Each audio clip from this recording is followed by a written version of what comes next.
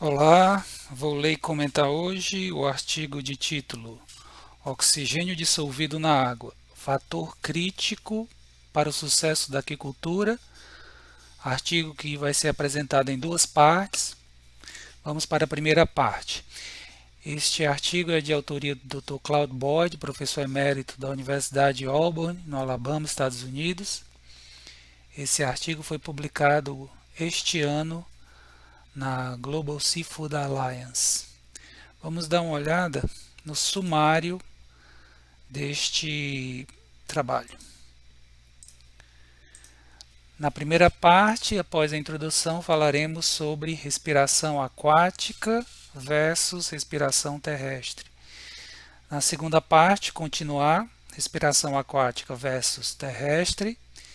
Em seguida, balanço de oxigênio dissolvido na água, ajuste da biomassa estocada e da taxa de raçoamento. E, finalmente, considerações finais. Vamos para a introdução.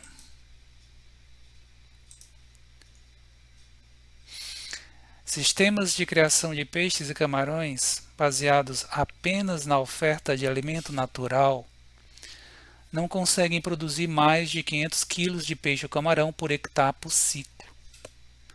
Com a oferta de rações balanceadas, realização de trocas diárias de água, mas ainda sem o fornecimento de aeração mecânica, a produtividade poderá chegar a 2.000 kg de peixe ou camarão por hectare por ciclo. Produtividades acima de 2.000 kg de peixe ou camarão por hectare ciclo somente são possíveis com o emprego dos aeradores. Portanto, sistemas intensivos de aquicultura exigem a suplementação de oxigênio dissolvido pela aeração mecânica da água, assim como o monitoramento regular das concentrações de oxigênio. A aeração mecânica da água possibilita aumentar a oferta de ração aos animais cultivados, sem que ocorra queda no oxigênio dissolvido para níveis estressantes e críticos aos animais. Cada HP por hectare aplicado de aeração mecânica permite a oferta de 10 a 12 kg de ração por dia, sem que haja redução nas concentrações de oxigênio dissolvido na água. Sistemas de criação de peixes e camarões que possuem aeração intensiva da água são capazes de produzir mais de 10.000 kg de peixe ou camarão por hectare por ciclo. Produtividades ainda maiores são possíveis em viveiros revestidos com geomembrana. Com a proteção do solo e das paredes do viveiro, é possível a aplicação de taxas de aeração ainda maiores. A gente tem uma tabela que resume essas informações. Como vocês podem ver, temos diferentes sistemas de aquicultura, apenas alimento natural, outro com fornecimento de rações balanceadas e trocas diárias de água, mas ainda sem aeração mecânica, um terceiro com rações balanceadas, troca diária de água e aeração mecânica moderada, e finalmente rações, troca de água e aeração mecânica intensa. O sistema mais simples, desses, o menos intensivo, ou seja, o que está baseado apenas na oferta de alimento natural, a produtividade de peixe ou camarão em quilo por hectare ciclo, ela não supera 500 quilos. É a produtividade máxima, 500 quilos peixe ou camarão por hectare por ciclo. Com a entrada das rações balanceadas e trocas diárias de água, mas ainda sem o fornecimento de aeração mecânica, se pode chegar a 2.000 quilos de peixe ou camarão por hectare por ciclo.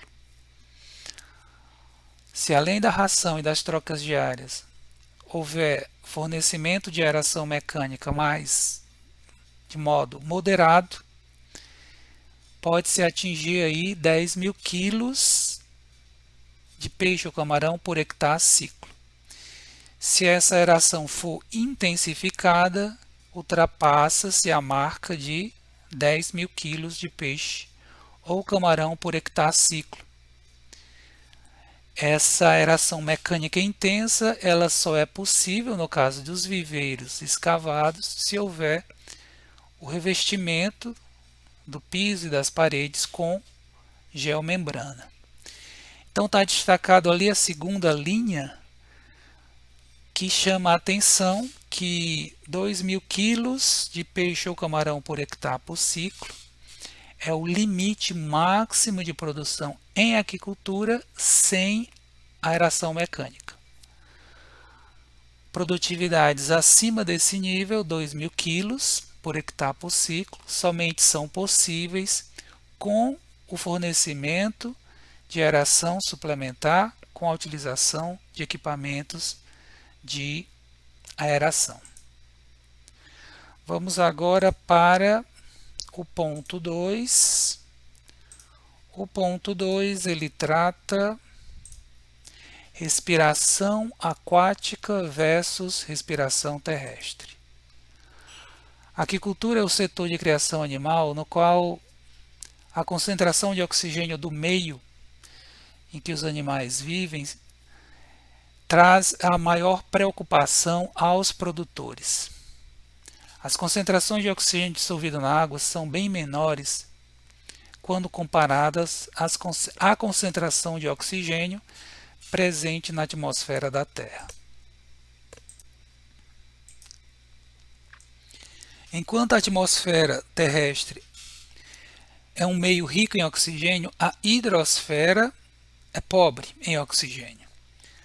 A concentração de oxigênio das instalações e áreas dedicadas à avicultura, suinocultura e bovinocultura, essa concentração de oxigênio não é motivo de atenção dos produtores. Já as concentrações de oxigênio dissolvido na água de tanques de aquicultura, sim, é de grande preocupação, atenção e merece monitoramento por parte dos produtores. A composição de gases da atmosfera terrestre é aproximadamente a seguinte: 78% do gás nitrogênio, 21% do gás oxigênio e 1% de outros gases, incluindo aí o CO2. Já a água doce, ao nível do mar, temperatura de 30 graus Celsius, ela estará saturada com oxigênio se contiver apenas 7,54 miligramas de oxigênio por litro. Entretanto, concentrações de oxigênio dissolvido acima do nível de saturação poderão ser observadas no período da tarde, quando a água superficial se supersatura com oxigênio por causa da fotossíntese. Durante a noite, as concentrações de oxigênio dissolvido na água caem pela ausência de fotossíntese e pela contínua retirada de O2 através da respiração de macro e micro-organismos. Os animais terrestres inalam o ar atmosférico para obter o oxigênio necessário ao seu metabolismo. Ao chegar aos pulmões, o oxigênio é absorvido nos alvéolos quando atinge o sangue do animal. Já peixes e camarões devem bombear água através das brânquias para que ocorra a absorção do oxigênio através das lamelas branquiais. A atividade respiratória, seja a inspiração e expiração de ar realizada pelos animais terrestres, ou o bombeamento de água realizada pelos animais aquáticos, essa atividade respiratória vai requerer energia do organismo para que aconteça. O gasto energético do organismo com a respiração ele será proporcional ao peso do fluido movimentado pelo animal, isto é, ar ou água. Para comparar os gastos energéticos de animais terrestres versus aquáticos, vamos calcular os pesos das massas de ar e de água que devem ser movimentadas pelos animais terrestres e aquáticos, respectivamente, para transporte de 1 miligrama de oxigênio, seja aos alvéolos pulmonares ou às lamelas branquiais, respectivamente. Como o ar atmosférico contém 21% de oxigênio, 100 miligramas de ar, em 100 miligramas de ar existem 21 miligramas de oxigênio. Para calcular a quantidade de ar que contém 1 miligrama de oxigênio, basta fazer uma regra de 3 simples. Se em 100 miligramas de ar existem 21 miligramas de oxigênio, 1 miligrama de oxigênio estará contido em X miligramas de ar. A gente pode ver essa simples conta aqui nesse novo slide. Veja, em 100 miligramas de ar, 21 miligramas de oxigênio, já que a atmosfera contém 21% de oxigênio. A gente quer saber o peso da massa de ar que contém 1 miligrama de O2, faz-se a regra de 3, a gente vai obter 4,76 ou aproximadamente 4,8 miligramas de ar. Em 4,8 miligramas de ar vão existir 1 miligrama de oxigênio. Em nossa comparação, vamos considerar a água de um viveiro de camarão com a salinidade de 30 gramas por litro, temperatura 30 graus Celsius e com a concentração de oxigênio de 6,4 miligramas por litro, isto é, estará saturada de oxigênio. Como em 1 litro dessa água existem 6,4 miligramas de oxigênio, teremos 1 miligrama de oxigênio em X litros de água, como podemos ver nessa nova conta aqui a seguir. Veja, 1 litro de água, salinidade 30 ppt, temperatura 30 graus Celsius e saturada com oxigênio. Contém 6,4 miligramas de O2.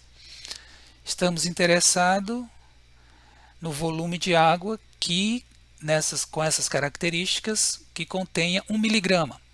Faz-se a regra de 3, obtém-se 0,156 litros de água.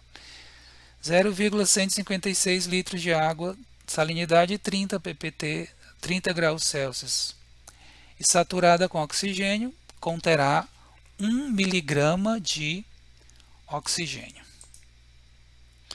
Como a densidade desta água, com a salinidade de 30 gramas por litro e temperatura de 30, é igual a 1,018 quilos por litro, 0,156 litros dessa água pesará 158,8 gramas ou aproximadamente 159 gramas, como a gente pode ver nesse novo slide. Aqui está. 1 litro de água, salinidade 30 ppt, temperatura 30 graus Celsius, pesa 1.018 gramas, certo? Nós vimos que o volume de água que contém 1 miligrama de O2, nessa salinidade e temperatura, 0,156 litros. Faz-se a regra de 3, a gente descobre que a massa desse volume de água de 156 litros vai ser 158,8 gramas ou aproximadamente 159 gramas. Se dividirmos o peso da água bombeada pelo camarão para obter 1 miligrama de O2 pelo peso do ar inalado por um animal terrestre para obter a mesma quantidade de O2, 1 miligrama, de oxigênio, descobrimos que o peso da água, desse volume de água, dessa massa de água, será 33.125 vezes maior que o peso do ar, como a gente pode ver nesse novo slide. Aqui temos, a gente vai ter 1 miligrama de oxigênio em 4,8 miligramas de ar. E vamos ter 1 miligrama de oxigênio em 159 mil miligramas, né? Porque a gente viu na operação anterior, fez o cálculo da massa de água que contém 1 miligrama de O2, né? 159 gramas, 159 mil miligramas. Então, 1 miligrama de oxigênio em 159 mil miligramas de água. Dividindo 159 mil por 4,8 dá 33.125, ou seja, o peixe ou camarão terá que movimentar uma massa de água 33.125 vezes mais pesada que um animal terrestre para obter o mesmo 1 miligrama de oxigênio, certo? Vamos seguir. O mesmo raciocínio pode ser feito para água doce. Por exemplo, 1 litro de água doce a 30 graus Celsius e saturada com O2 contém 7,54 miligramas de oxigênio. Nesse caso, serão necessários 133 litros dessa água. Será necessário transportar esse volume de água, movimentar para transportar 1 miligrama de oxigênio para as lamelas branquiais do peixe. Por considerar que 0,133 litros de água pesa 132 gramas, essa massa de água pesará 27 mil vezes mais do que o volume de ar contendo a mesma massa de oxigênio, 1 miligrama por litro. Entretanto, há que se considerar nessa questão a existência do empuxo na água. Empuxo é a força vertical que atua sobre qualquer objeto que esteja dentro da água, atua de cima para baixo, ou seja, em oposição à força da gravidade. Portanto, os pesos das massas de água bombeadas pelo camarão ou peixe na atividade respiratória serão menores do que os que foram calculados anteriormente, tendo em vista que nesses cálculos não se considerou o efeito do empuxo. Mesmo assim, podemos afirmar que na respiração, os animais aquáticos bombeiam massas de água mais pesadas do que as massas de ar movimentadas pelos animais terrestres para obter uma mesma quantidade de oxigênio. Maior atividade corporal implica em maiores gastos energéticos pelo organismo animal. Assim, pode-se concluir que os gastos energéticos dos animais aquáticos na atividade respiratória são maiores do que dos animais terrestres, tendo em vista que o trabalho para movimentar água através das brânquias é maior do que o trabalho de movimentar ar através dos pulmões. Sem dúvida, o batimento opercular dos peixes e dos escafognatitos dos camarões ocorrem com gasto de ATP. Escafognatitos são projeções da segunda maxila dos camarões em forma de remo, que se movem para frente e para trás dentro de um canal localizado embaixo de cada lado da carapaça para bombear água sobre os filamentos branquiais, os escafognatitos. Para poupar energia, o peixe aproveita seu deslocamento na água, na coluna d'água para respirar. Será por isso que os peixes não param de nadar? E o camarão busca se posicionar em áreas no fundo que apresentem correntes de água. Quando a concentração de oxigênio dissolvido na água é baixa, o volume ou a massa de água que o animal deverá bombear através das brânquias para obter a mesma quantidade de O2 será ainda maior. A densidade do ar é muitas vezes menor do que a densidade da água. Por exemplo, a densidade do ar a 25 graus Celsius é de apenas 1,18 gramas por litro. Já a densidade da água doce a 25 graus Celsius é 995,65 gramas por litro, ou seja, 844 vezes maior. Com isso, a reposição do oxigênio atmosférico que foi consumido na atividade respiratória por animais e vegetais terrestres é rápida e fácil, ao menos em locais abertos, tendo em vista que o ar circula livremente. A gente tem uma imagem aqui das 3 fontes principais de oxigênio para a água de tanques e viveiros de aquicultura. 2 fontes naturais, a fotossíntese pelas microalgas, a ação dos ventos e uma fonte artificial, o trabalho mecânico dos aeradores. A questão é, existe uma imprevisibilidade, existe uma grande variabilidade nas entradas de oxigênio natural. Os ventos podem ou não estar presentes, a intensidade dos ventos varia muito. A atividade fotossintética é muito sensível a uma série de fatores ambientais, a físico-química da água, a começar pela luminosidade. Então, a dependência das fontes naturais de oxigênio para a manutenção das concentrações de oxigênio satisfatórias é algo arriscado, porque você pode ter momentos satisfatórios e posteriormente você pode ter momentos com concentrações muito baixas de O2. Já a entrada artificial de oxigênio pelo trabalho mecânico dos aeradores exige investimento de capital, né? Exige despesas, né?